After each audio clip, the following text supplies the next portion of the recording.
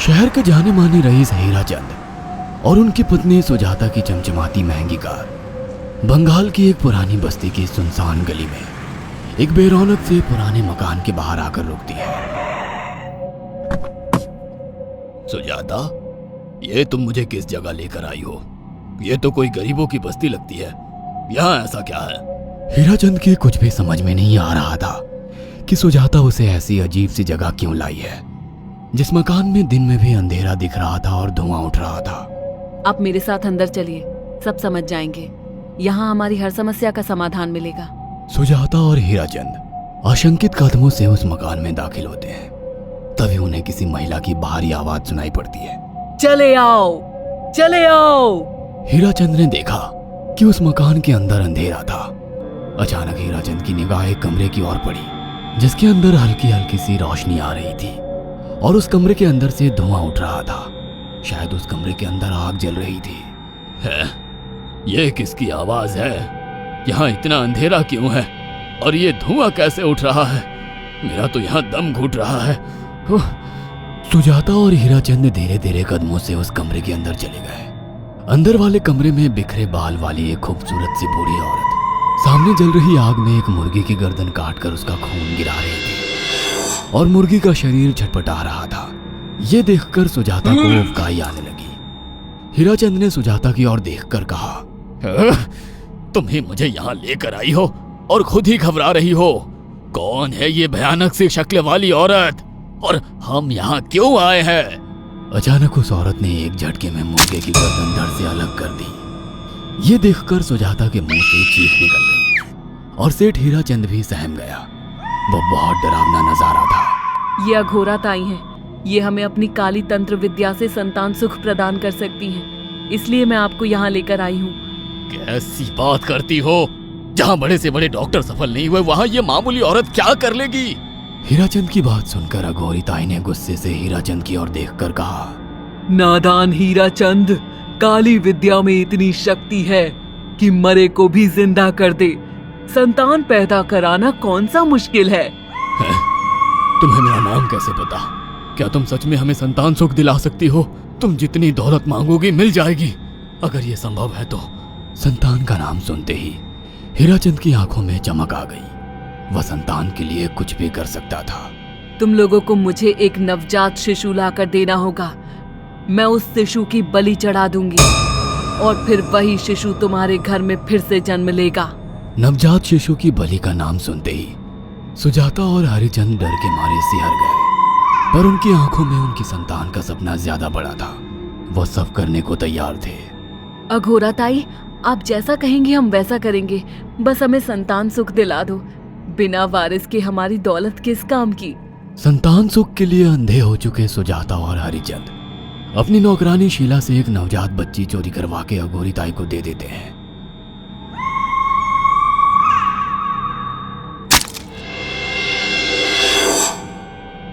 उस शिशु की बलि से सुजाता गर्भवती हो जाती है। देखा आपने अघोरा की तंत्र शक्ति? मुझे उस पर पूरा भरोसा था। चलो चलकर उन्हें धन्यवाद कहते हैं। हीराचंद और सुजाता अघोरा ताई के पास पहुंचते हैं। वो दोनों बहुत खुश थे और अघोरा पर उन्हें अंधविश्वास हो गया था। अघोरा ताई, आप महान तंत्रिका है। आपने वो चमत्कार कर दिखाया जो बड़े बड़े डॉक्टर नहीं कर सके। ये काली विद्या है बेटा। अगर तुम दोनों चाहो तो मैं इस विद्या से तुम दोनों को हमेशा के लिए जवान बना सकती हूँ। क्या सच में ऐसा संभव है? हाँ बिल्कुल, पर इसके लिए तुम्हें जवान लड़के और लड़कियों की बलि चढ़ानी होगी। तुम उन्हें यहाँ तक लाओ, बाकी मैं देख लूंगी। जवान रहने की लालच में अंधे सुजाता और हरिचंद एक अनाथ आश्रमों से हर रोज एक लड़की या लड़के को गोद लेने के बहाने अघोरी के पास बलि चढ़ाने ले जाने लगे। और एक दिन अघोरी ताई ने हीराचंद और सुजाता से इंसानी मांस खाने को कहा। पूरी तरह से इंसान से हैवान बन चुके अब वो दोनों इंसानी मांस खाने के लिए तैयार भी हो गए। ये गर्म खून और मांस खाकर तुम लोगों की उम्र भी बढ़ जाएगी। खाओ इसे। हाँ, सच में ये इंसानी मांस बड़ा स्वादिष्ट है। अघोरा ने अपनी बातों में फंसाकर सुजाता और हरिचंद को नरभक्षी बना दिया था। वो तीनों हर दिन बलि चढ़ाकर खून पीकर मांस खाने लगे। नौकरानी शीला भी नए शिकार लाने में उनकी मदद करती थी, मगर एक दिन शीला को शिकार नहीं मिला। मेम साहब, आज एक भी शिकार हाथ नहीं लगा और मैं बहुत थक गई हूँ और घर जाकर थोड़ा आराम करना चाहती हूँ। कोई बात नहीं शीला, एक छोटा सा काम है, तुम हमारे साथ चलो, लौटते में हम तुम्हें घर छोड़ देंगे। जी मेम साहब। शीला नहीं जानती थी कि शिकार नहीं मिलने से सुजाता और हरिचंद अंदर से बौखला गए थे और उनके दिमाग में एक शैतानी चाल चल रही थी। सुजाता, ये बेहोशी की दवा है। शीला के कार में बैठते ही तुम उसे सुंघा देना। आज हमें इसी की बलि देनी होगी। इसने हमारे यहाँ का बहुत खाना खाया, अब हम लोग इसे खाएंगे। वैसे भी ये आगे चल के हमारे लिए खतरा बन सकती थी। कार में बैठते ही सुजाता शीला को बेहोश कर देती है और वो लोग सीधे अघोरी ताई के यहाँ पहुंच जाते हैं, जहाँ अघोरी ताई शीला की बलि चढ़ा देती है और तीनों मिलकर उसे नोच कर खाते हैं। अघोरी ताई, हमको बलि चढ़ाते हुए पूरा 1 साल हो गया है। हमारा बेटा भी साल भर का हो चुका है। अब और कितनी बलि देनी होगी? बस एक आखिरी क्रिया और बची है, उसके बाद तुम दोनों हमेशा के लिए जवान हो जाओगे। कैसी क्रिया अघोरा ताई?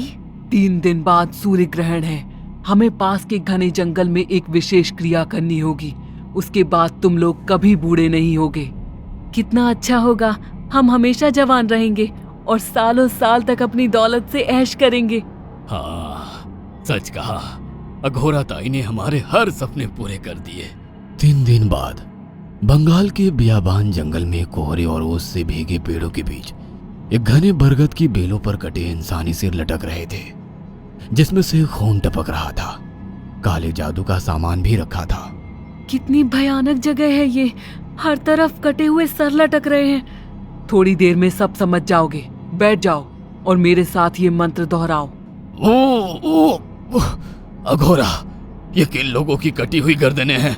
आप यहाँ क्या करने वाली हो? हीराचंद की बात सुनकर अघोरा जोर जोर से हंसने लगी और उसने एक शैतानी हंसी हंसते हुए हीराचंद की ओर देखकर कहा, तुम जैसे ही लोगों ने अपनी इच्छाओं को पूरा करने के लिए इन लोगों की बलि चढ़वाई है और फायदा उठाया है। अब तुम दोनों आंखें बंद करके यहाँ बैठ जाओ और मेरे साथ मंत्रों को दोहराते जाओ।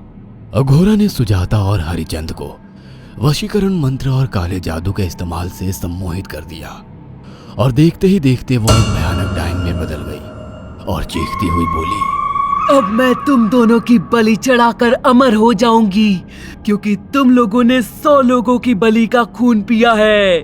देखते ही देखते उस डायन ने फरसे से एक एक करके सुजाता और हरिचंद की गर्दन काटकर जल रही आग में बलि चढ़ा दी और उनका गर्म खून पीने लगी। जब तक तुम जैसे मूर्ख और लालची लोग अपने फायदे के लिए दूसरों को मेरे पास लाते रहेंगे, मैं उनका फायदा उठाकर ऐसे ही उनकी बलि चढ़ाती रहूंगी। दरअसल अघोरा एक डायन थी और अपना स्वार्थ पूरा करने के लिए उसने हीराचंद और सुजाता की लालच का फायदा उठाकर उनकी भी बलि चढ़ा दी। बुरे काम का बुरा ही नतीजा मिलता है।